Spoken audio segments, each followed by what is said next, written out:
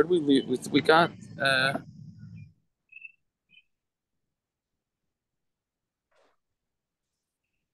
what's going on? What with that?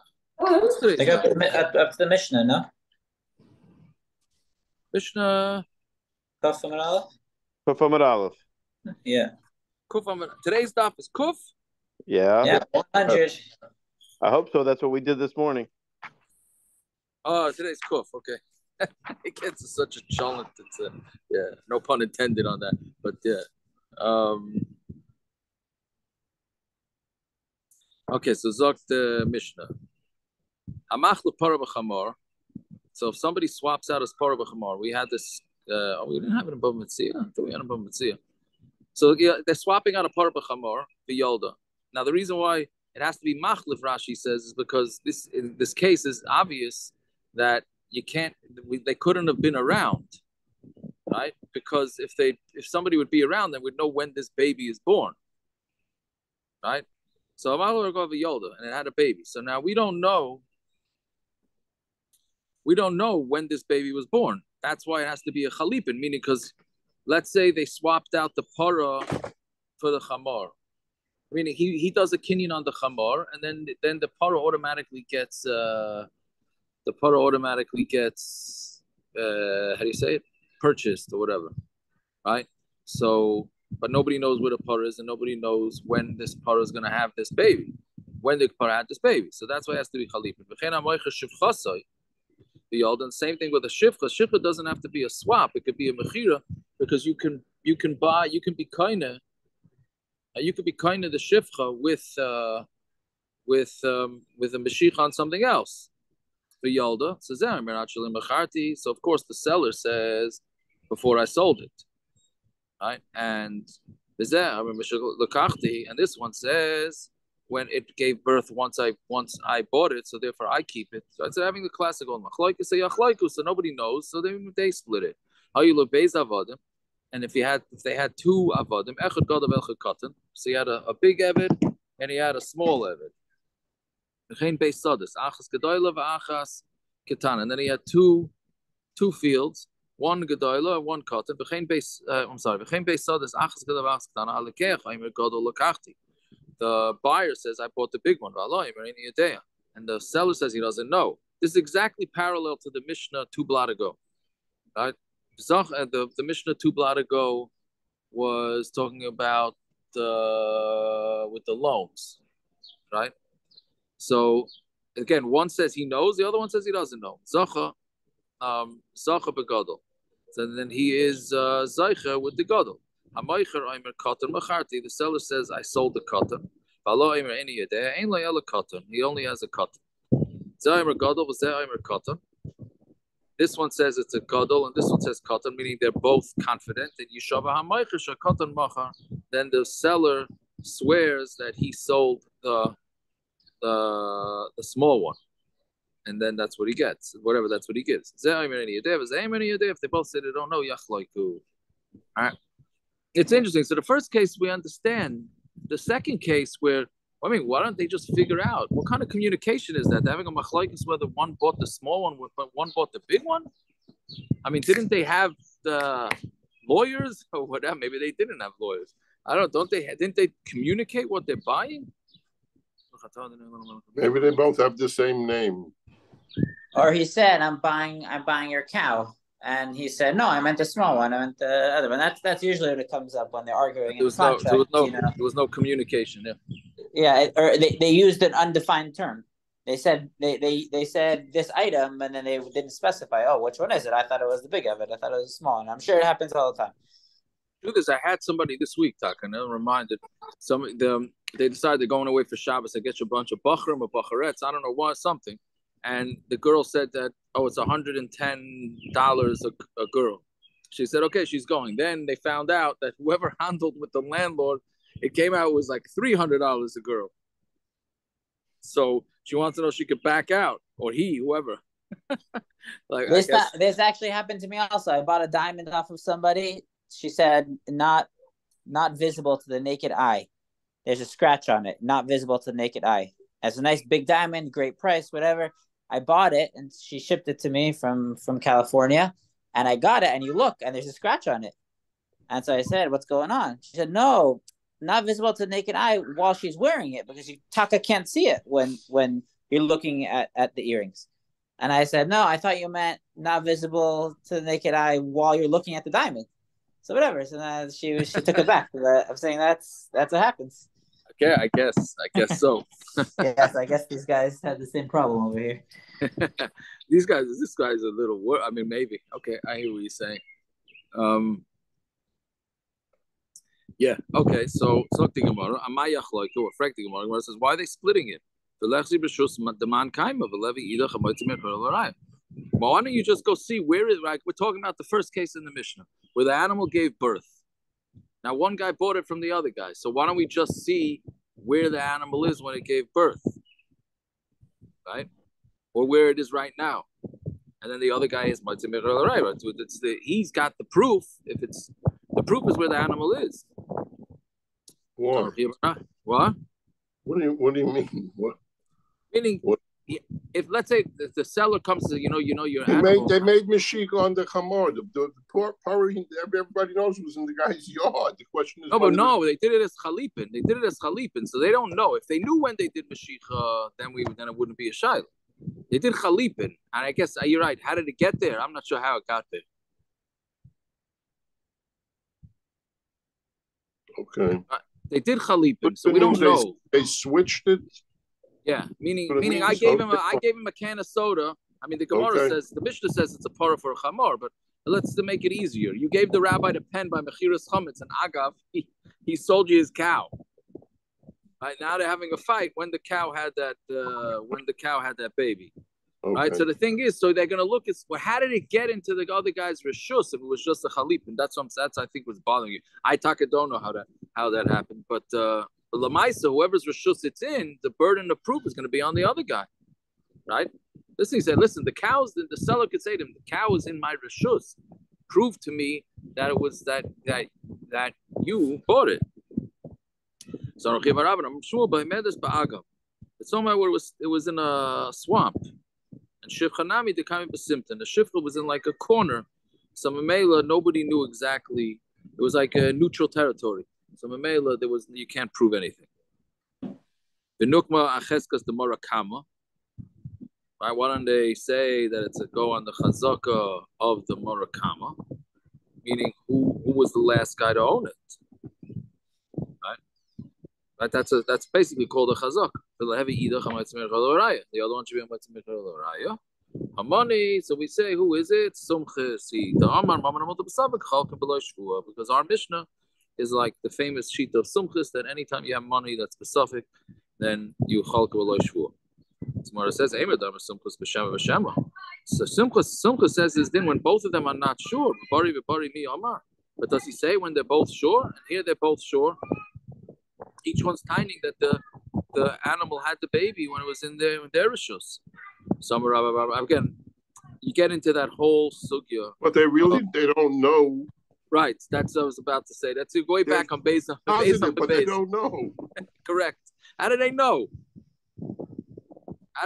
But so that's a shaila. How exactly do you understand bari ubari? Meaning, is it shot that if they have the confidence enough to say it bebrirus, so then they're willing to take the risk of being a liar. Whatever. It's not so simple to understand that. Anyway, so Amar Rabba Huna in yes Amar Sumchus afilu b'bari b'bari. Sumchus says is din even by bari b'bari. Rabba Amar lo yelom ki Amar Sumchus shem v'shema. Sumchus really only says is din by shem v'shema. But bari b'bari lo Amar. But bari b'bari doesn't say it. Tani zeh Aimer shema ad shaloi mecharti v'zeh Aimer shema m'shalakachti. Right, and we say this one is saying maybe he's not. They're not. When now we're changing the pshat in the Mishnah. The Mishnah says each one is confident in what they're saying. Now we're saying no. It's this one says perhaps it had the baby in my rishos, and the other one says perhaps. Right. Did I read it? Again, I'm sorry. Rabba Amar Loylam Ki Amar Simchus Shem V'Shema. Bari Loy Amar. But Tani Ze'ayim Shema at Shaloi Macharti. Maybe before I sold it, it had the baby. Ze'ayim Shema Mishalakachti. Maybe from when I took it. So it's a Shem V'Shema. Fine. Tanan. So he asks, both of them say they have no idea. They split it. So Bishlam the Rabba with the Sefer Shem v'Shema, Reisha Nami Shem v'Shema. So according to Rabba, we're saying that the Sefer is Shem v'Shema, so the Reisha is also Shem v'Shema. El Rabba Barafuna Damar in yes, Amar Sumchus Afilu Bari Bari. That Sumchus says is then that they split it even when they're both sure. Hashta Bari Bari Amar Yachloiko Shem v'Shema Mibai. If when they're both Bari, we still make them split it. So then if they're both not sure, then that goes without saying. Do I need to teach that you split it? So my answer is, if it's because of this, that's nothing. Tana Sefer L'Gluye Reisha. It's just teaching the Sefer to teach us the Reisha. Shaloi Taimar, because if you don't have both, then Shaloi Taimar, you shouldn't come to say Reisha Shema v'Shema. That the Reisha is talking about when you split it, that's when they're both not sure. Have a bari loy, but if they're both sure, then maybe you wouldn't split it. So Tana Sefer Shema v'Shema. So that's why it says Shema v'Shema Mechlal the Reisha bari.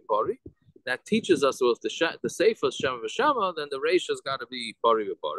And even so, they split it. Yeah, fine. Tanan. So we said in the next case in the Mishnah, one says he sold the big Eved, and the other one says he sold the small Eved. So then the Moicher has to swear that he sold the Katan. So and then that's it, and then he gives away the Katan. So Bishlam Rava Damar Kiyamar Sum Kashem V'Shema Bari Bari Lo Yamar. He doesn't say Bari Bari, so Mishum Hachi Yishava. That's why he swears, because Sumchus doesn't say you split it when they're both bari bari. El Rabba Rafuna Damar in Amar Sumchus Afilu Bari Bari. That Sumchus says his din even when they're both sure. Amay Yishava Moicher. Why should the Moicher swear? Yachlaikum Hibayla. They should split it. So what answer is Maida Sumchus, and this you have, I think, a rarity. What the Gemara is about to write here is, I think it's a major rarity in the Gemara. Maida Sumchus Heichadika Shvur Deraisa. Sumchus is Maida where there's a Shvur Deraisa. Kitabaina Lememar Lekaman, as we're gonna say. Right? Usually the Gemara doesn't say that. We're gonna look weiter. Rashi tells us that. The Gemara never tells us to look weiter.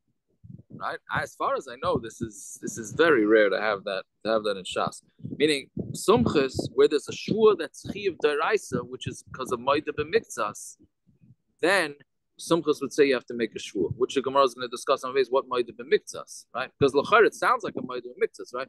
One guy says, I bought the buyer saying I bought a big slave from you. The seller saying, no, I sold you a small slave. So l'char is a Maida b'miktzas. Right, so he's a Maida Mitzvah. That's a real Chiyav Shvua. But the problem is that it's not a Maida Mitzvah because that the Gemara is going to ask in the next line. That's what the Gemara means. We're going to ask this. We're going to have this whole thing further on. Right, so it's not because the whole thing is not Pashut. Why is it not Maida Mitzvah? Let's see right. Right, so Hayulo Beis Avadim Echad Gadav Echad Katan. So if there were two Avadim, it's not Maida b'miktzas. Well, that's gonna be the Gemara's next kasha, but on the surface, on the surface, it seems like it's a Maida Mitzvah. He says, "Give me a big one," and the guy says, "No, I only need a small one." But he says, "I don't owe you this one at all." Yeah, if the small fellow's worth $100 and the big fellow's worth $200, ain't economic. But the whole chayfetz is that's what they're arguing about.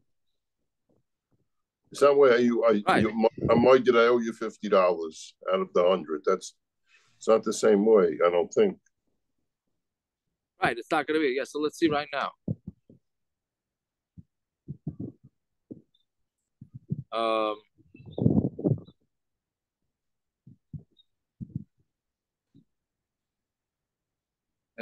So like we just discussed. So you got a long gra here. The gra is saying that we could ask the same kasha on the reisha. It doesn't necessarily be on the sefer. Okay, Amay Yishava. So why is he swearing? Right. Mashatanu What one is tining, the other one doesn't agree to, and what the other guy is minded to, the other guy is not tining on him, right? Meaning he's saying big slave, the other guy's saying small slave. Like so, basically, essentially, he's saying like you said this morning, Rabban. Like I'm asking you for I said that I traded for the first round draft pick, and you're giving me the 55th round draft pick. All right, so they're not each one. It's the right hand talking to the left hand, right? So why would you have to make a shvua? Void helechu, and another thing is it's halech. Now halech, if the Olam remembers from way back, Daf Hey, halech is pshat that it's like a moedim and mikzas on steroids. Halech is he's being moeded to him, and he says, "Here's the money." That's a machlokes in the way back in the beginning of Metzia. What the status of halech is? Basically, halech is the classic halech is somebody tells me that I owe him $100. So I say, here's $50 cash right here on the table. That's what I owe you. So I forgot who, Rav Ashi, Rav Sheshes, one of them says that that's not considered Maida B'Miktsas because that 50 is not part of the equation because I put it down on the table and I gave it to him, finished. Now we're fighting over 50 and I'm denying the whole thing. Meaning when you slap it down on the table and say, here you go, let's not even discuss that 50, then one shita says that's what we call halach. Here, go, here's the money. Right? So we're saying here's two because he's saying to him, here's your slave. I owe you. You're right. You're telling me I owe you the big slave. You're telling me I owe you the small slave. Here's your small slave. Right? And another thing is we don't swear on avodim. So Rav and Shmuel both have similar tirutzim, but different. Amar Rav, the Tainai Demei, they're not tining about the actual slave or the actual field, right? There were two cases in the Mishnah. One was a slave, large slave, small slaves, large field, small field. So Rav says they're not talking about the actual, they're talking about the financial, the monetary equivalent. Demei Eved Gadol, Demei Eved Katan. The worth of an Eved Gadol, the worth of an Eved Katan. Demei Sadik Gadol, Demei Sadik Katana. Right? This is the player to be named later. I don't know if the Olam the Rabbi that. So we're fine. Okay, how much money does this player worth? Like that's where they had it, right? So it's not really Memela. It's not. They are tining on the same thing because they're fighting about money now. They're not fighting about two particular slaves in two particular fields. They're fighting money. Shmuel Amar B'Tainai Ksus Eved Gadol Ksus Eved Katan. They're not fighting about the Eved, they're fighting about the Eved's clothing. One says he got the extra large, and the other guy says it was the small. Right? Oimrei Sadik Gedoyla, Oimrei Sadik Katana. Or it's the Oimer of the Sadik Gedoyla or the Oimer of the Sadik Katana. On to my base now. So now the Gemara is that really a difference between large slave, small slave, or more valuable slave, less valuable slave? I would assume that a large slave is worth more. Right. So why is there a different? Why is the value different from saying the large and the small? Why is it different? I don't understand what you asked me. I mean, don't you think? Wouldn't you, if you had to hire a worker, Rachman, you wouldn't want a bigger one?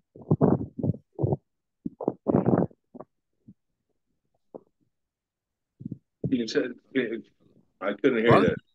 Can you say it over again? I couldn't. You wouldn't understand if you're trying to hire, you're buying a worker. You wouldn't want the bigger one. I can't hear you. You wouldn't want the bigger one, the slave. I'm not sure what you're asking. If he's doing, if he's doing bigger, I mean, it depends. That's okay, what it's talking about. You're right.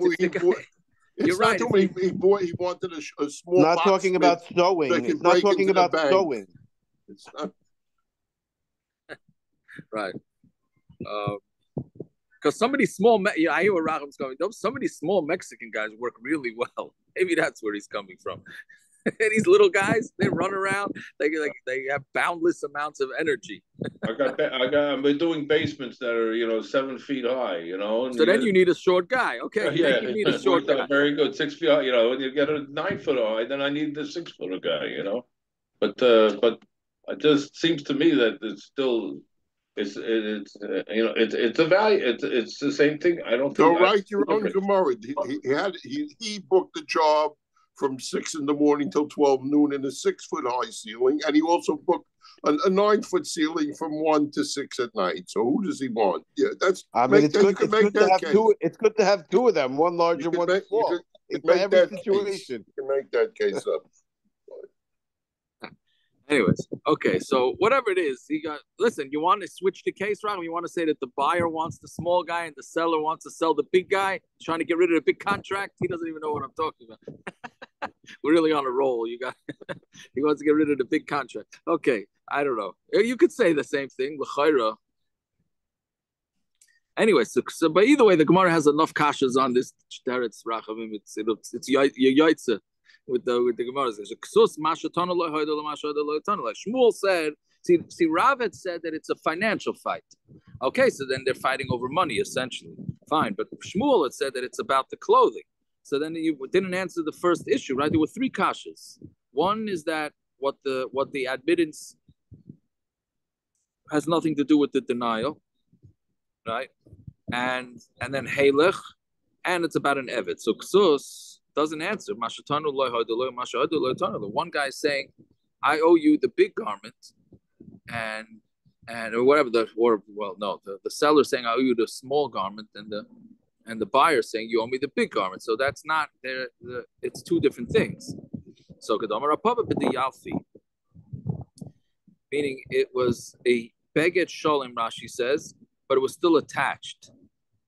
Meaning it sounds to me like it's some sort of like clothing that you cut on the dotted line to fit it, or something like that. I don't know a muscle for that, but so it's the actual same clothing. The seller saying you got only the small part, and the seller saying is not, or the buyer selling. Yeah, whatever. Yeah, fine. So Hachanami b'di Alfi, that's what we're talking about. So the kasha leil Rav Hoshi had a kasha on that. Midi ksus katani, eved katani. He's saying it doesn't say ksus, it says eved. So how are you saying that it means clothing? So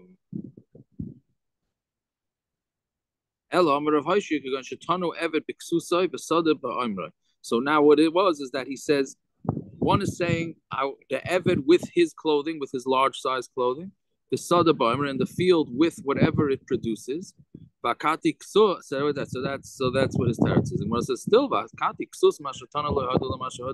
you still have an answer that by the clothing part, it's apples and oranges. So Rav Papa answers that. It's talking about the Yalfi.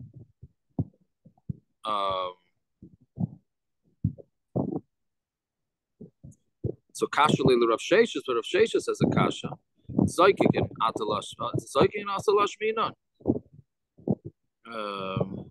It's interesting with this Gemara too. The Gemara keeps introducing who has the kashas. They have to go 3 lines down. It says kasha leil Rav Hoshi. Then it says kasha leil Rav Sheshes. Usually the Gemara just asks kashas, and then they say the answer. Then the Amirayim give the answer. Here they're introducing, the Gemara is introducing. I don't know where I'm going with this. It was just, I don't know. Maybe it's not. It's just interesting. I thought it was interesting that they keep introducing who's asking the kasha. Yeah. Okay. So he's saying zaykikin. Zaykikin means that since you're making one shvua, so you're going to make another shvua. Zaykikin asal shmina tanina. We learned already. Zaykikin and chasim she'en lamachrayis as an chasim sheyesh anachrayis. Normally, you don't make a shvua on things that that don't have a achrayas, right? But then once you're making a shvu on one, so then you're going to make the shvu on the other. So this is what we're saying here. It's the same. So once you make you don't make a shvu on an eved, but once you make the shvu on the clothing, so then you make the shvu on the eved. Is that what you're telling us? We already know that. Right, so I can chasim she'en l'chayis and chasim sheyesh l'chayis lishav to make a shvua. Elo Amar Rav Sheshes, Rav Sheshes a different shot. Hamani Rameir he. This is going according to Rameir. The Amar Avdukim metaltalin dami. He holds that an eved is like metaltalin, and since an eved is like metaltalin, so then so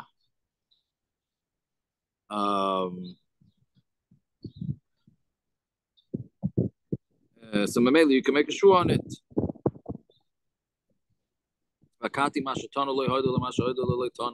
Still, you're still back to the original question. Right? What you one is saying, the other one's not being minded to. What the other one's being minded to, the other one's not tiny. So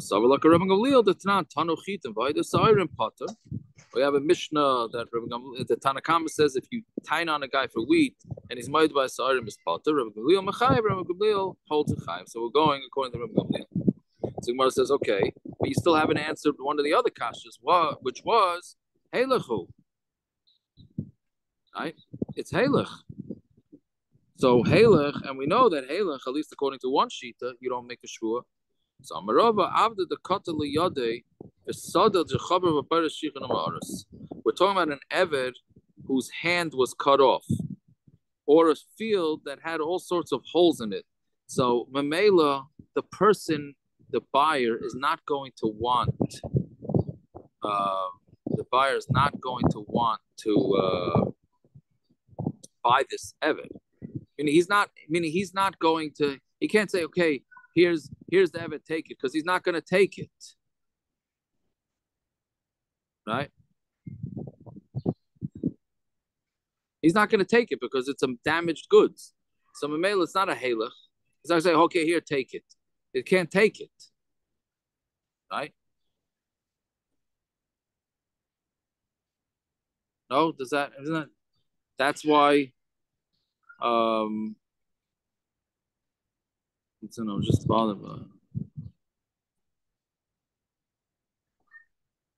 Yeah, so that's pshat. Meaning the buyer is not going to take it. He can't do halach. He can't take a guy halach. Halach's pshat. You give him money. He gives him money, so of course the guy's going to take the money, right?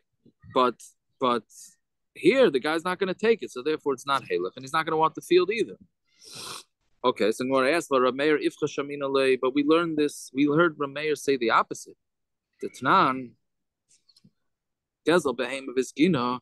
The guy stole a behema. And it got old. Avodim v'skinu, and then or he stole avodim, and they became old. So you have to pay what they were worth at the time of the stealing, right? Meaning because they're worth a lot less. Let's say they stole them now, and then a year or two later they decide to pay it back, so they're worth much less. So you still have to pay what they were worth when you stole them. Rameir says by avodim, you say that's what's yours. It's what's yours is yours, right? So therefore, what? So we see that by avodim, Rameir is not treating it like that he's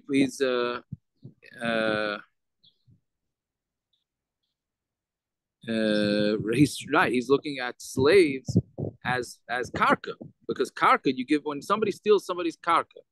So you give back the karka the way it is. You don't have to pay the karka the way it was worth when you bought it, right? So halekasha, this parrot's his favorite teretz. I don't know if he's listening or not. Halekasha get the machlef Rabba Baravu v'tani Rameirayim b'shalach b'shas etzela v'cham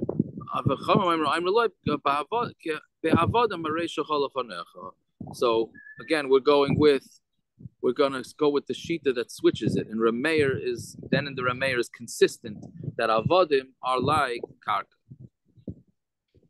So then they're going to ask a different kasha. Elamimai the summer Rameir makshin and karka le'eved. Who says that we compare karka le'eved? Right, and then he makes a shua ma eved nishbayin af karka nishbayin, that if you swear on an eved, so then you also swear on karka. Dilma eved hu nishbayin. Maybe by an eved, you swear according to Rameir, because we look at as eved as a metaltalin and not karka. Avala karka loy, but karka we don't.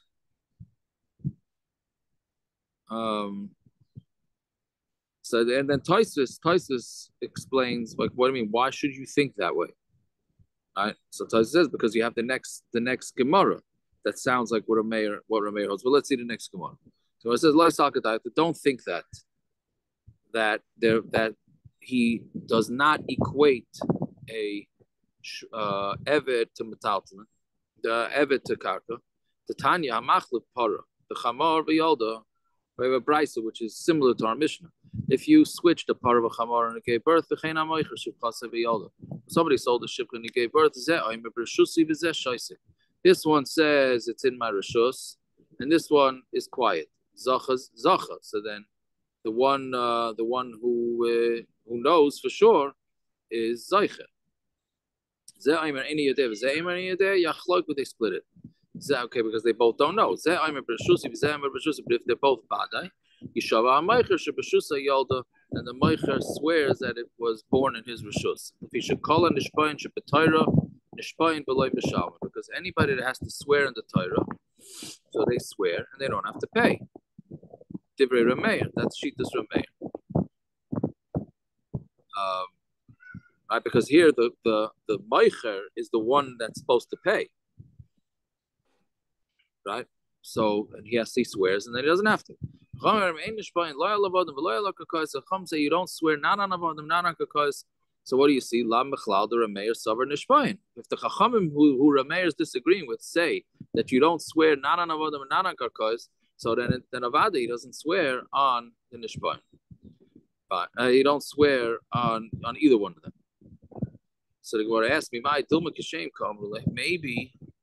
Maybe he's saying kishem. Ki heichi da'idus lambakaka is just like your maida by karka, that you don't swear on karka. Aidula nami ba'avadim.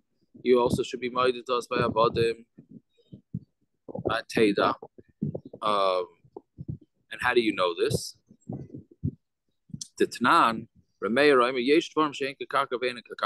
there are some things that are like karka, but are not like karka. And the chachamim are not moedim. What does this mean? That some things are like karka, some things are not. One guy says, I bought 10 grapevines. And the other one says, you only bought 5. Yeah, Ben, this is a real discrepancy. I don't know how they figure out the lack of communication on this one. It says 10, the other one says 5. Rameir Mechayev. Rameir says he's Chayev, right? But Chachamim say, no, the vines are attached to the ground. So if they're attached to the ground, we don't swear on karka. The difference between them is grapes that they're ready to be harvested. Now, the question is, since they're ready to be harvested, are they considered like they're detached from the ground already, even though they're not detached? Right? Which is interesting, because what do you mean? It means, the chayra means that they're no longer getting anything from being attached to the ground. So it's as if it's detached. The Marsavar, Kibitzuras Dam. One holds that it's as if it's already how do you call it? Harvested. And mele it's considered metaltalin and not karka. Umar savar lav kibitzuras damin, and the other one says they're not like they're already harvested. All right, so you see that this is a situation where you can have something that's considered like karka, but it's not considered like karka. So, so you see, lafir of Sheshes, that according to Rav Sheshes with Rameir, that you do swear by karka, right? So, but who says? Maybe it's talking about with this. What we're talking about here is when it's already detached from the ground.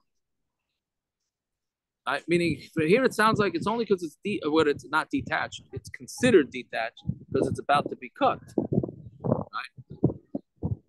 Right? Doesn't he have to pay a worker to cut it?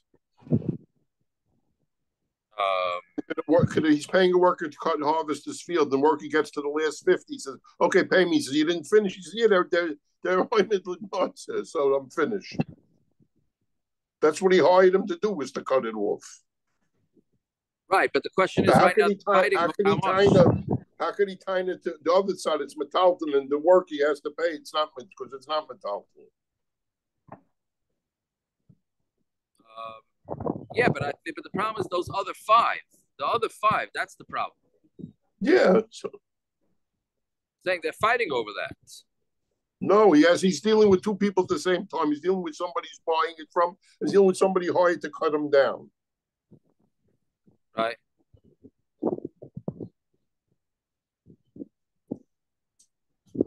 Saying he has to hire him to cut it down. So what are you saying by that? What are you saying by that? It's not down. It's not harvested.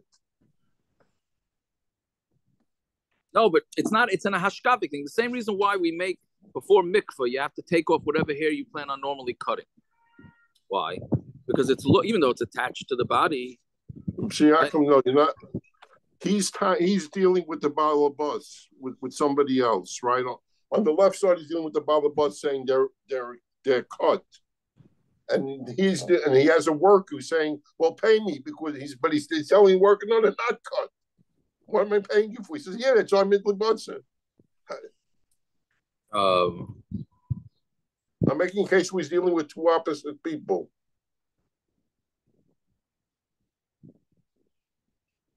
Okay, I don't know. I'm not sure.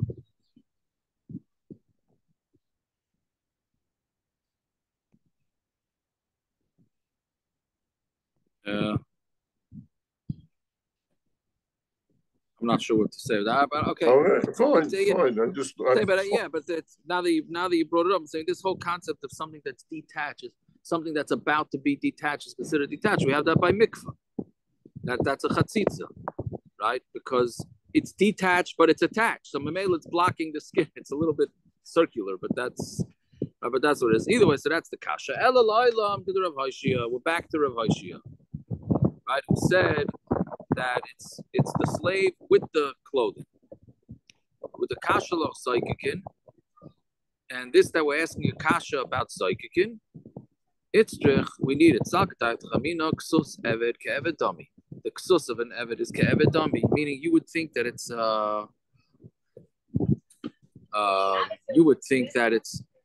the clothing is like the eved, and umreik sada kesada dami, and it's like a sada, and the mela.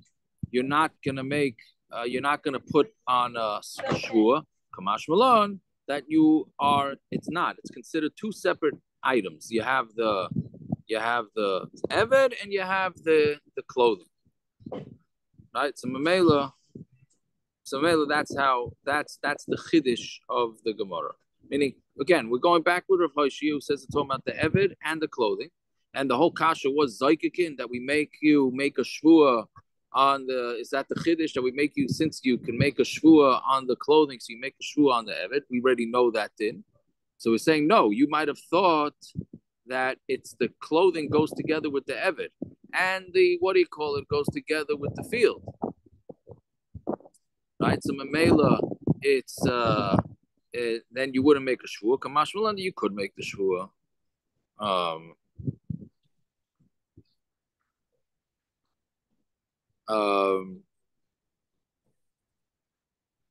One second.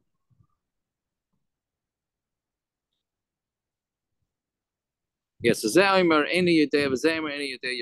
they both don't know, then they have to split it. How money is sumchus? See, who's this going? According to it's going to sumchus. That money that's in the suffix is chalkin. Each one says it's in the reshus. Yeshava hamaycher shebereshusa yolda. The maycher swears that it was in his reshus that he had the baby.